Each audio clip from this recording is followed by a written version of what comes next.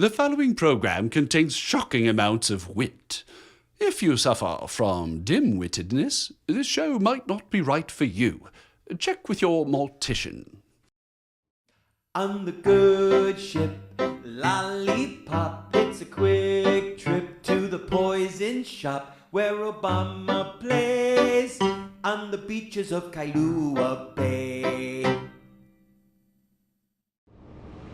Proclaiming the truth in the highways and byways of the world. Fighting for justice in the dark alleys of politics. Raising the voice of resistance to a fevered pitch. And he knows where to find the best and worst jail food in America. Randall Terry. What'd you say? I can't hear you. I can't hear you. Oh, I can't hear anything because they're not saying anything. The silence is deafening. In today's program, we're going to focus on the polling data, which shows some tragic news for the evangelical community, for the mainline Protestant community, and for the Roman Catholic community, on how, please God help us once again, our watchmen on the wall have fallen asleep and our shepherds have fed the faithful to the wolves. But first, a really attractive wolf in sheep's clothing, Granny Jihad. Submit to Muhammad.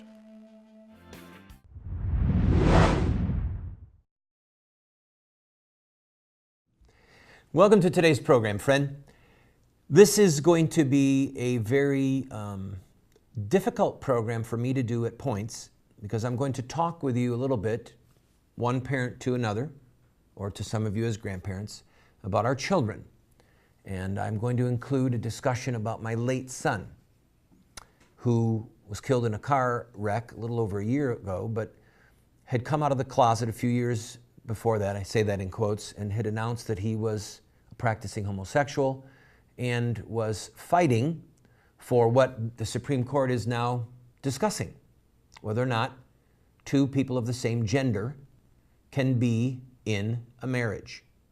Very painful stuff for a family, as you can imagine. But there are some lessons beneath the surface that I want to discuss with you that may save your sons and your daughters a lifetime of heartache and sexual confusion. But first, I want to play a couple of clips from the oral arguments that happened. I'll play them back to back. One of them, you'll see, I believe it's Roberts, who is mocking Obama, saying, why doesn't he have the courage of convictions? Why is he putting us in this place where we have to decide? And then Scalia giving a tongue lashing to the attorney and to the Obama administration, saying, look, are you going to ask us to decide every law that you may not want to enforce? Go ahead, listen to the clips. I would have thought your answer would be that the executive's obligation to execute the law includes the obligation to execute the law consistent with the Constitution. And if he has made a determination that executing the law by enforcing the terms is unconstitutional, I don't see why he doesn't have the courage of his convictions and execute not only the statute, but do it consistent with his view of the Constitution, rather than saying, oh, we'll wait till the Supreme Court tells us we have no choice. This set of circumstances just doesn't arise very often. Now, it's true that when this set of circumstances... It has not arisen very often in the past, because in the past, when I was at the Office of Legal Counsel, there's an opinion of the Office of Legal Counsel which says that the Attorney General will defend the laws of the United States, except in two circumstances. Number one, where the basis for the alleged unconstitutionality has to do with presidential powers. When the presidential powers are involved, he's the lawyer for the president, so he can say, we think the statute's unconstitutional, I won't defend it. The second situation is where no possible rational argument could be made in defense of it. Now, neither of those situations exists here.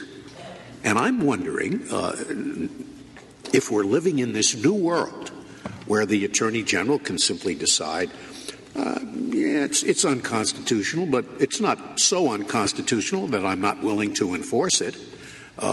If we're in this new world, I don't want these cases like this to come before this court all the time. And I think they will come all the time if that's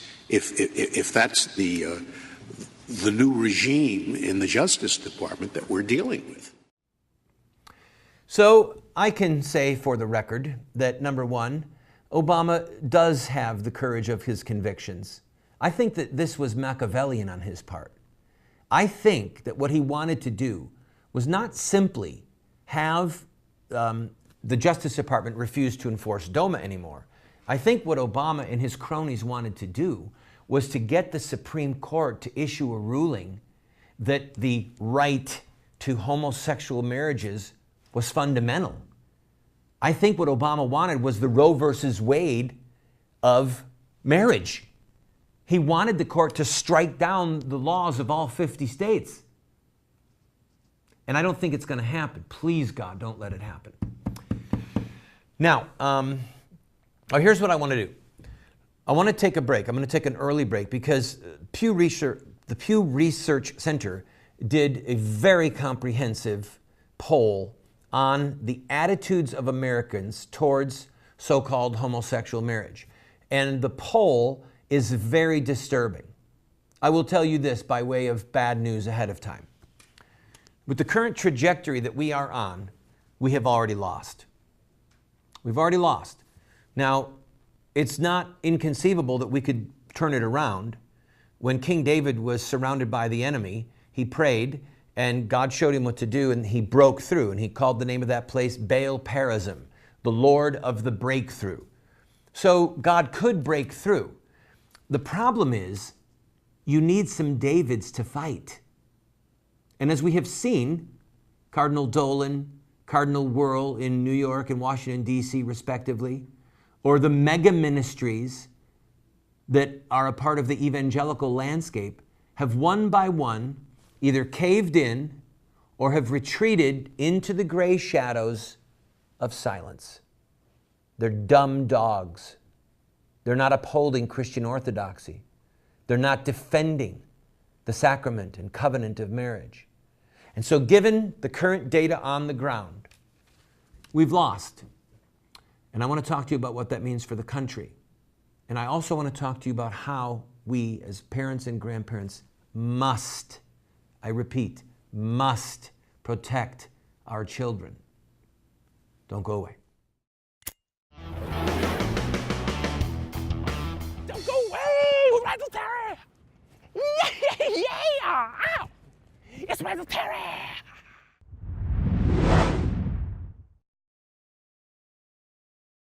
How would you like to be able to reach hundreds of thousands, perhaps millions of potential customers with your product or your company or your web-based business? Well, you can do that right here on this show. Every single day, we get phone calls or letters or orders online from states all over the country where people are watching this television show. Right now, we are seen in 45 cities at 8:30 p.m. Eastern Time every night, and then a rerun again at 12:30 midnight. You can reach them using this show at advertising rates that are so inexpensive, it would blow your mind. So, if you're interested, contact us at the phone number that you see on the screen or the email address, and we can talk about how you can grow your business and help support this show. Friend, you need to get this book, We Won't Get Fooled Again. Listen to this. I came to the conclusion that most folks were left over from the Reagan era who were no longer warriors, but are now either too old or unhealthy and had compromised and become comfortable with the Republican establishment. They turned these organizations pretty much into direct mail fundraising fronts and were making tons of money and living the good life in beautiful mansions. The conservative movement had transformed itself from a very dynamic, principled organization in the Reagan years to a bunch of compromising, useless, and ineffective money-making machines. I'm reading to you from the new blockbuster book, We Won't Get Fooled Again, that names names, shows organizations, shows how they say that they're Christian, but they betray Christ, they betray biblical principles in the public square, and we are funding them. Go to the website, call us on the phone, and order it today. I'll send it to you for free if you want. God bless.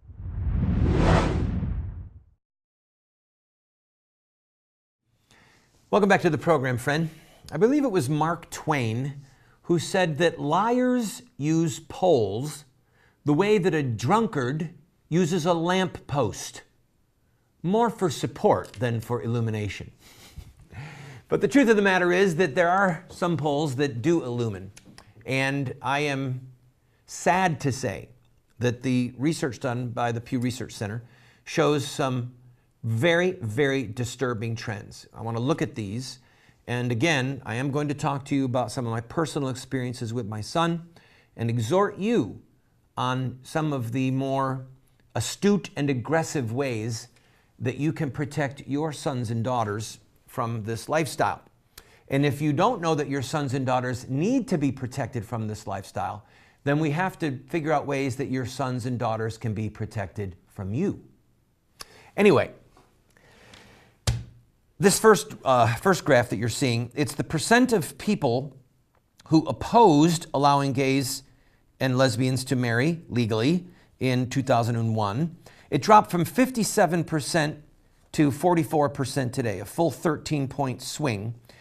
And in 2001, only 35% of Americans believed that it should be legal, and now 49%, or statistically half of the country, believes that people of the same gender should be legally allowed to marry. This shows several things. Number one, it shows an incredible success in defining the debate and swaying minds. Someone can be articulate, incredibly articulate. They can be compelling. They can pull on your emotional heartstrings, and they can be dead wrong. We are surrounded today by articulate fools. And I say fools in the biblical sense of the word. The fool has said in his heart, "No, God." That's what the scripture says. We see that people, and as we're going to see, that people, even in religious denominations that would be considered orthodox and faithful, that they have been swayed. So we see, number one, an incredible propaganda effort that has paid great dividends. And number two, we see the fruit of moral relativism. If someone in 1959, the last year of the so-called baby boomers, had stood up in a church or in a civic group and said, "I believe that we should be able to have homosexual marriage," that person would have been run out of town. Can you imagine a clergyman making that declaration from the pulpit? It would have been inconceivable. It would have been so offensive to even say those words publicly that that person would have lost their job as a cleric, as a clergyman. What was unthinkable is now commonplace. This shows that our ethical anchor has snapped and we are now drifting free. Next graph. The percent of people who favor same-sex marriage. This is critical because of the age, and this shows why we're in such trouble. The millennials, as they're so-called, people born in 1981 or later, they are now at 70% endorsement of homosexual marriage. And friends, these are the next leaders. This is the next generation of parents, the next generation of judges and lawyers and doctors and clerics. That's who we're dealing with in those. Generation X, from 2001 to 2009, stayed about the same. These are people who now have young children. People with young children are saying, you know what? I'm not so sure. The people who are young, many of whom are involved in sexual debauchery, they're defending it, lauding it, fighting for it. People with small children who are afraid of what the impact will be on their kids, they're saying, no, I'm not so sure. Baby boomers from 32% to 38%, those are people born from 46 to 64 by this count. The baby boomers, they're not so sure either. And let me tell you why. Because many of them lived through the sexual debauchery of the 60s and the 70s, and they're paying the price for it now. And they don't want their kids and their grandkids to be plagued like they are now plagued. And then finally, you've got grandma and grandpa. They've gone up, and I think that some of that is simply grandma and grandpa don't want to fight with their grandkids. I could be wrong on that one. I'm over on my time. I've got to take a quick break. We're going to come back with more of these poll findings, and we're going to talk about ways that we can protect our children. And I'm going to tell you some personal stories. Don't go away. You don't have to go over the hills and far away to see something good on TV. Stay tuned. There's more Randall Terry. Ow, yeah. Uh-huh. Ow!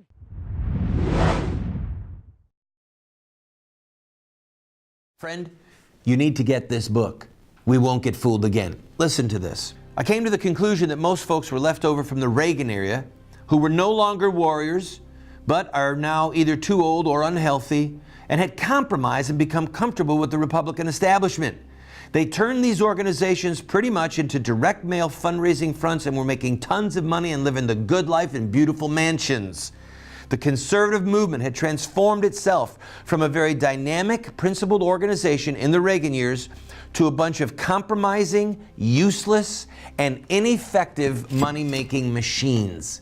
I'm reading to you from the new blockbuster book, We Won't Get Fooled Again, that names names, shows organizations, shows how they say that they're Christian, but they betray Christ, they betray biblical principles in the public square, and we are funding them. Go to the website, call us on the phone, and order it today. I'll send it to you for free if you want. God bless you. It is better to have an ambitious plan than none at all. Sir Winston Churchill.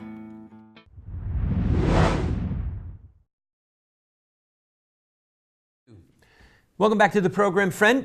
All right, let's continue on with these graphs. The graph you have in front of you now shows the percent of people who favor so-called same-sex marriage based upon their religious affiliation.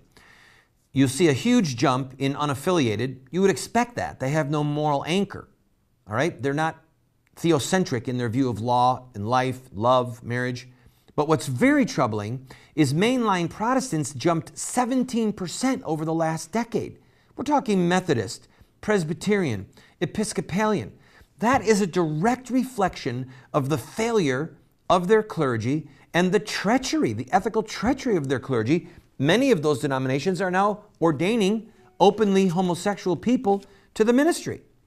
What is even more troubling is that Catholics went up 8% and white evangelical Protestants went up 11%. That means that people who supposedly hold to the inerrancy of the Scriptures and the continuity of the true Christian faith have abandoned ship on something as fundamental as marriage, something created by God Himself at the dawn of time. One thing that's very interesting about this is that black Protestants or black evangelicals, which are all in that number, have had very little shift. The black American community is the most stridently opposed to homosexual marriage.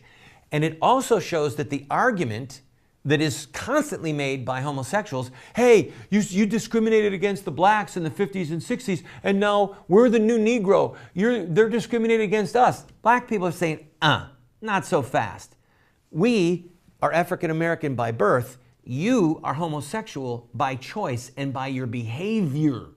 It is the behavior that defines the homosexual, period. All right, moving quickly along. Percent of people who favor same-sex marriage has jumped among Democrats from 43 to 59. That's really not a surprise. Independents, almost equal jump.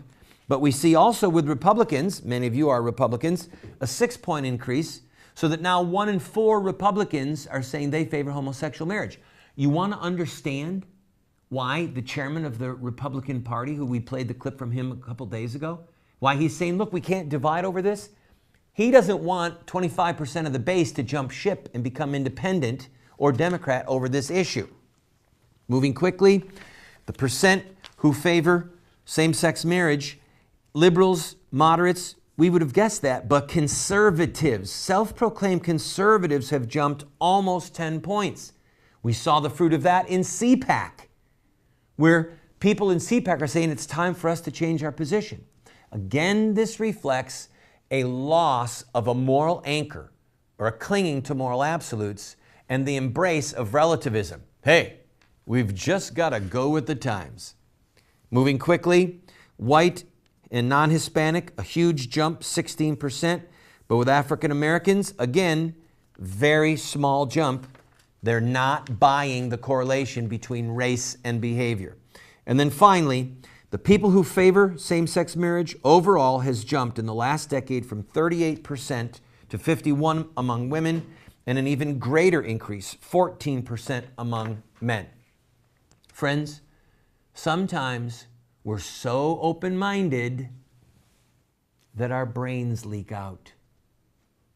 I'm going to talk when we come back about what we need to do to protect our children.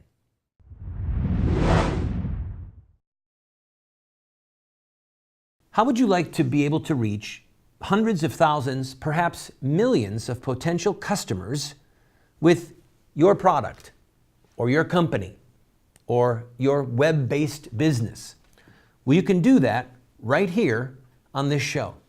Every single day, we get phone calls or letters or orders online from states all over the country where people are watching this television show. Right now, we are seen in 45 cities at 8:30 p.m. Eastern Time every night, and then a rerun again at 12:30 midnight. You can reach them using this show at advertising rates that are so inexpensive, it would blow your mind. So, if you're interested, contact us at the phone number that you see on the screen or the email address, and we can talk about how you can grow your business and help support this show.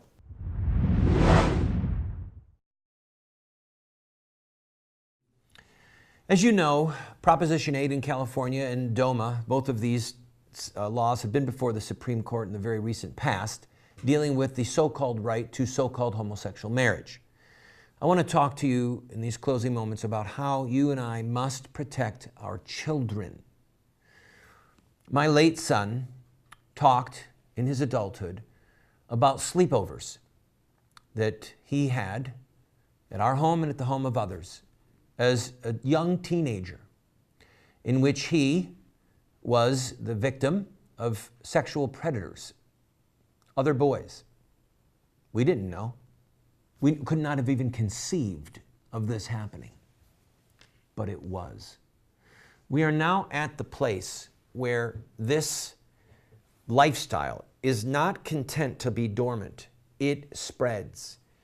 And you have predators, you have victims, and you have survivors. And then you have people who haven't been impacted. Those are your four categories. All right? I don't want my children to be victims. My wife and I have young children. We do not allow them to be babysat by males, ever. We do not allow them to go into public restrooms alone, even in the church, ever. Because victims sometimes grow up and become predators. Now, some of those victims end up getting healed, or they just stay in a victim status and wrestle with these dragons and demons their whole lives. Some of them become healed. But our goal as parents must be to keep our children safe, which means we have to have not just we don't have to only be alert, but we have to be aggressive in our protection of our children, to run right at this so that they do not fall prey to the predators. I hate to say this, but I'm going to. Sin is like a disease. It spreads, okay? And if someone is actively involved, say in drug use, what do? Hey, you want to get high with me? They try and recruit. And with the homosexual movement, they're not monogamous. They're not living a chaste lifestyle. It's often, from their own data, a debauched lifestyle. multiple partners, and they're constantly reaching out and recruiting. We have to see this, and we have to protect our children without embarrassment and without apology, so that our kids are not marred, and maybe someday we will get this republic back when this whole poisonous sickness has run its course in our culture. God bless you.